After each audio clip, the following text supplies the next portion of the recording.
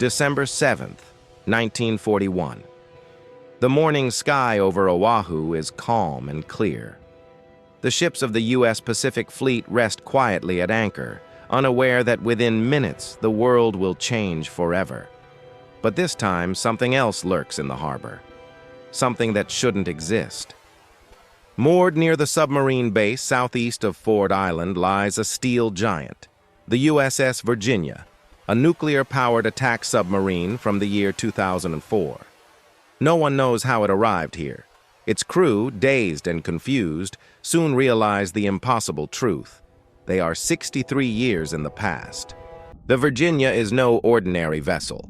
Beneath its smooth hull lies a nuclear reactor capable of running for 3 decades without refueling. It moves silently, faster underwater than most 1941 warships can move on the surface. It is a weapon centuries ahead of its time. In contrast, the Japanese submarines of 1941 must surface nightly to charge their batteries and crawl at barely 8 knots underwater. The Virginia can cruise submerged at 25 knots, undetected, unseen. Its outer hull is coated in sound-absorbing tiles that make it nearly invisible to sonar. At dawn, radar and radio pick up nothing unusual. The crew still think they've fallen into some strange simulation. Then, the sound of distant engines reaches the sonar room. Dozens of aircraft, approaching fast. It's 7:55 a.m. The first wave of Japanese bombers is already overhead.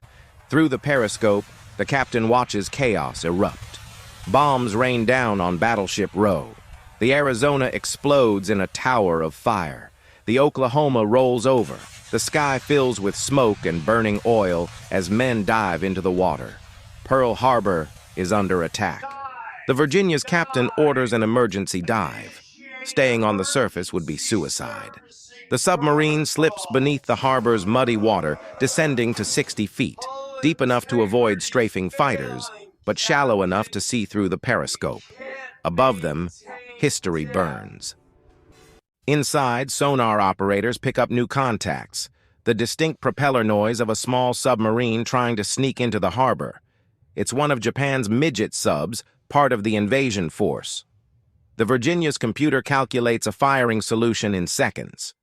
One Mk-48 torpedo slides from the tube, racing through the dark at 55 knots. The Japanese sub never sees it coming. The explosion tears it apart instantly. The crew of the Virginia sits in stunned silence.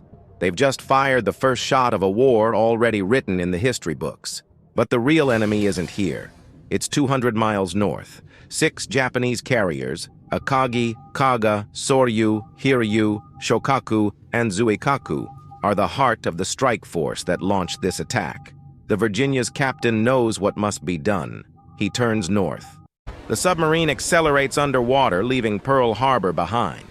At 25 knots, it slices silently through the Pacific.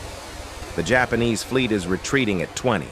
They have no idea death is following them, a weapon they cannot see from a future they cannot imagine.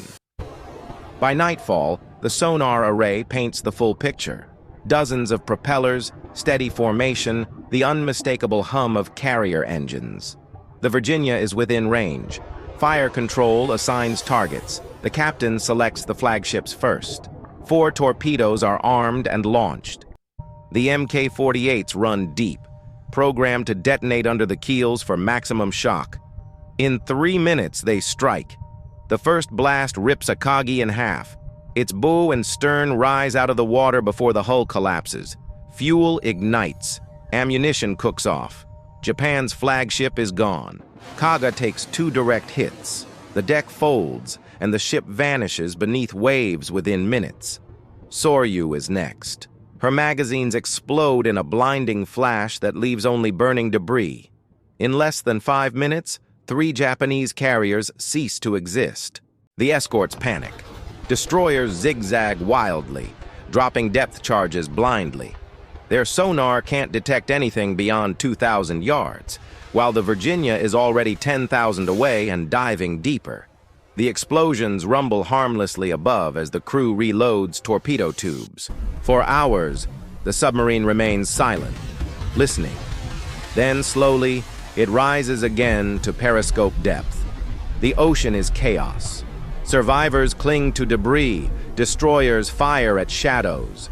In the distance, Hiryu, Shokaku, and Zuikaku flee westward, desperate to escape the unseen predator. The captain hesitates. He could use cruise missiles, but without GPS satellites, their accuracy is limited. Instead, he relies on sonar and fire control. 4 more torpedoes are launched, tracking the carriers by the rhythm of their engines. None of the Japanese ships can outrun them. Hiryu is the first to be struck. 2 torpedoes detonate beneath her keel. The ship breaks in half and sinks in minutes. The other 2 turn hard to evade, but the Mk-48s adjust course automatically. Shokaku and Zuikaku both take fatal hits and burn from stem to stern. 6 carriers, the pride of Japan's navy, gone within hours. The Pacific is silent except for the crackle of burning fuel and the screams of survivors. The Virginia dives again, unseen, untouchable. The Imperial Navy is in complete disarray. Word spreads through the Japanese fleet. They face an invisible enemy, a phantom submarine that moves faster than sound, strikes from nowhere, and vanishes into the deep. Panic ripples through every ship. Destroyer captains refuse to leave port. Fear grips the seas. The Virginia continues its hunt. It stalks cruisers and battleships fleeing north. Each contact is tracked, targeted, and destroyed. The battleship Hiei takes 3 torpedoes and capsizes. The heavy cruiser Tone explodes moments later. The Pacific becomes a graveyard of steel. By December 10th, Japan's striking power is gone. Admiral Yamamoto receives the report with disbelief. His 6 carriers, the core of Japan's naval might, have vanished. Without them, the empire's expansion is doomed. The war has changed before it truly began. In Washington, U.S. intelligence intercepts strange signals. A new submarine calling itself the USS Virginia. Its technology is decades beyond anything they know. The message is brief. Mission complete. History avenged. Then silence. The submarine vanishes from every radar screen. Some say it dove too deep, damaged beyond repair. Others believe it returned to its own time, its mission fulfilled. The official record lists it as lost at sea. But deep beneath the Pacific, something stirs. A legend whispered among sailors. The ghost that avenged Pearl Harbor. The Virginia's brief appearance rewrote everything. Japan, crippled in a single day, surrendered within 2 years. The atomic bomb was never dropped.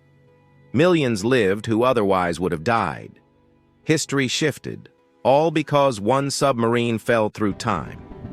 Decades later, historians discover fragments of sonar logs and mission tapes sealed under highest classification. Voices of the crew, calm and determined, describing targets long destroyed.